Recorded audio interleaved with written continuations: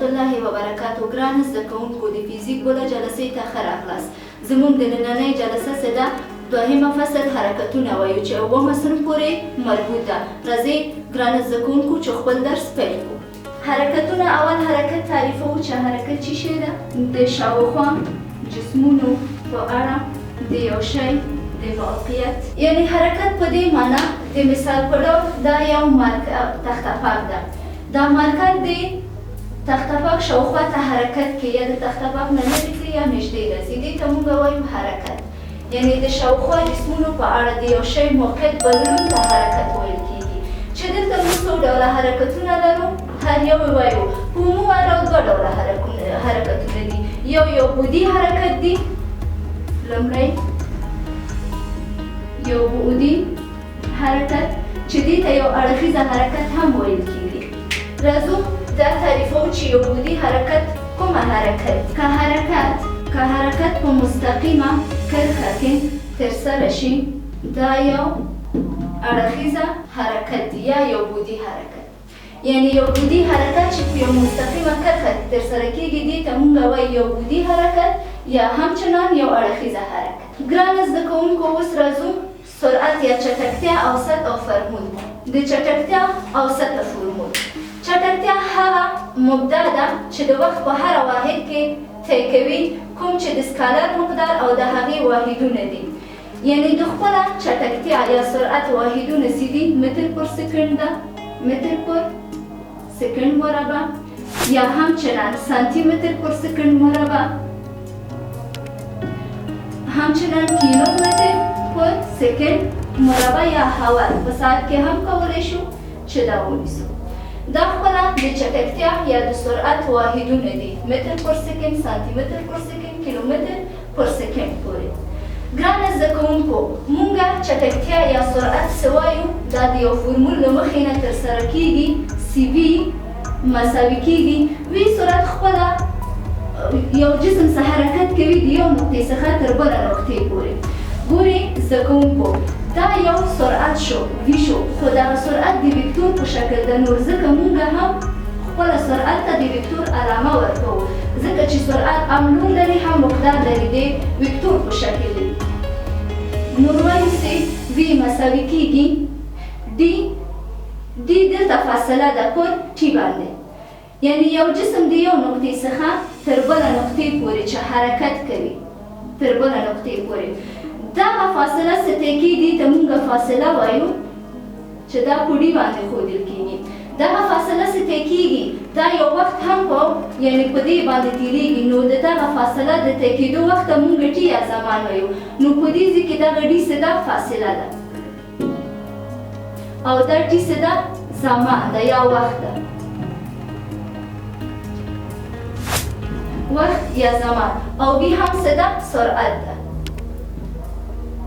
نو د چټکتیا اوسطه فرمول څه دي؟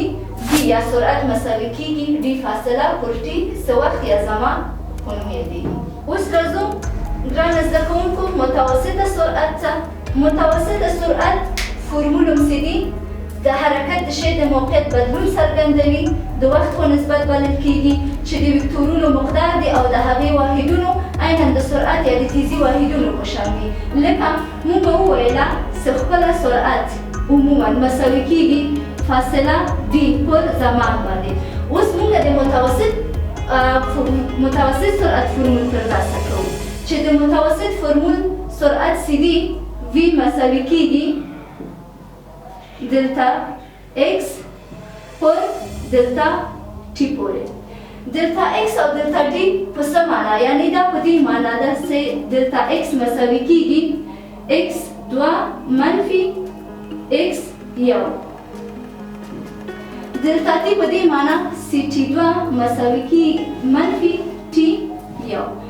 دلتا ایکس په دې معنا چې موږ اوله فاصله چې کومه جسم طی کړی او دوهمه فاصله سره، او همدارنګه دا لومړۍ فاصله په کوم وخت کې ترسره شوی او دوهمه فاصله په کوم وخت کې ترسره شوی، دغه موږ مقایسه کوو. دا د دلتا ټي او دلتا ایکس په شکل هم موږ ښودلی شو. نو راځو دې فرمول ته انکشاف ورکوو چې موږ یوازې د وي سرعت معلوم کړو. یعنې زموږ د متوسطه سرعت فرمول څه دی؟ کله چې موږ تی صفر تی یو ته تقرب ورکو په صفر باندې. په دې معنا چې مونږ دوهمه سرعت خو هغه د دوهمه سرعت زمان مونږ ته معلومه ده، خو د دوهمه دا فورمول سیدي لیکو چې x منفي x صفر په دې شکل هم لیکلی شو او ټي په ځای هم زمونږ اوله زمان څه ده چې د منفي ټي صفر په شکل هم لیکلی شو.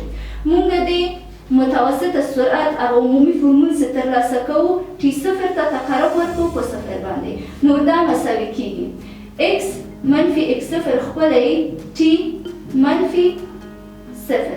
دلته مونږ وویله چې مونږ خپل ټي صفر ته تقرب ورکوو په صفر باندې، مساوي کېږي اوله فاصله یعنی x منفي x صفر دوهمه فاصله، د ټي نه صفر لاړ شي پاتې کېږي ټي. ګرانه زده کوونکو اوس زموږ د متوسط فورمول څه ده؟ v مساوي کېږي په x منفي x صفر په ټي باندې. اوس راځو په لحظوي سرعت باندې. د لحظوي سرعت فورمول، لحظوي سرعت فورمول سیدي عبارت ده د اوسط سرعت کوم چې د ریاضیاتو قانون پر بنسټ د وخت په تېرېدو د موقعیت د بدلون په مشتق بدلیږي. سمدستي سرعت په یوه ټاکلې ثانیه کې د شی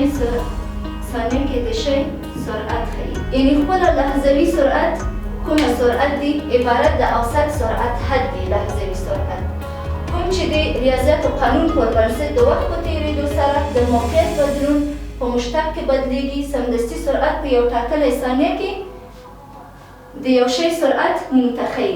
مثال لکه v مساوي کېږي د ریاضیاتو قانون په بنسټ باندې لیمیټ دلتا x پر دلتا تی پورې، چې دلتا تی هم تقرب کوي صفر. مونږ مخکې هم وویله چې دلتا x هماغه خپله فاصله ده، یعنې لومړۍ فاصله او دوهمه فاصله. د دلتا x په ځای هم لیکلی شو چې x منفي x صفر او د دلتا تی په ځای دا په دې معنا که دلتا تی ته مونږ انکشاف ورکړو یعنې ټي منفي ټي صفر ده چې دا مساوي کېږي. که مونږ د x منفي x صفر نه او د ټي منفي ټي صفر نه مشتق واخلو په دې معنا چې که مونږ د x منفي x صفر نه او ټي منفي ټي صفر نه لیمیټ واخلو په دې معنا چې ډي یعنې لیمیټ د اتمو. او که سرعت ثابته اوسي د ثابته سرعت سره د یک نوښت حرکت معادله، که یعنې سرعت ثابت او حرکت هم په یو نوښت کې، د دې فورمول څه ده مونږ څه ترلاسه کوو؟ دا په سرعت باید ثابته اوسي، اوسط او لحظوي سرعت یو بل سره مساوي اوسي، یعنې v سرعت ده مساوي کېږي په دلتا x او دلتا t پورې. چې مونږ وویله چې دلتا x کم دې ته مونږ انکشاف ورکړو یعنې لومړۍ فاصله څه ته کېږي تر دوهمه فاصله پورې. دلتا تی ته چې مونږ انکشاف ورکړو یعنې اوله زمان څه ته شوی تر بله فاصله پورې چې د دوهمه فاصله زمان مونږ ته ښیي. څه دا مساوي کېږي یعنی v یا سرعت مساوي ده په x منفي x صفر سره پر t منفي t صفر سره. دلته مونږ که طرفین وسطین وکړو دا کېږي چې x منفي x صفر خپله ځکه د دې مخرج یو ده، هر څه چې مخرج ونه لري مخرج یو ده، مساوي کېږي v ضرب د t منفي t صفر سره.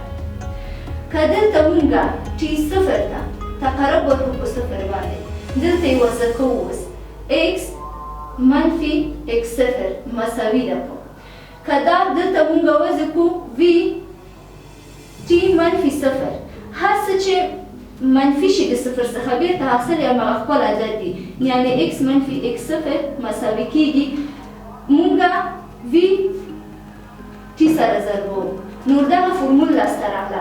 د دې لپاره چې موږ ثابته سرعت د یو ناوخت حرکت سره موږ ترلاسه کړو اطراف په وي باندې تقسیموو. یعنې دغه اطراف چې دي اطراف په وي تقسیموو. کله چې موږ اطراف په وي باندې تقسیم کړله وي له وي سره ځي پاتې کېږي ټي، یعنې زمان مساوي ده x اوله فاصله منفي x صفر دوهمه فاصله پر وي باندې.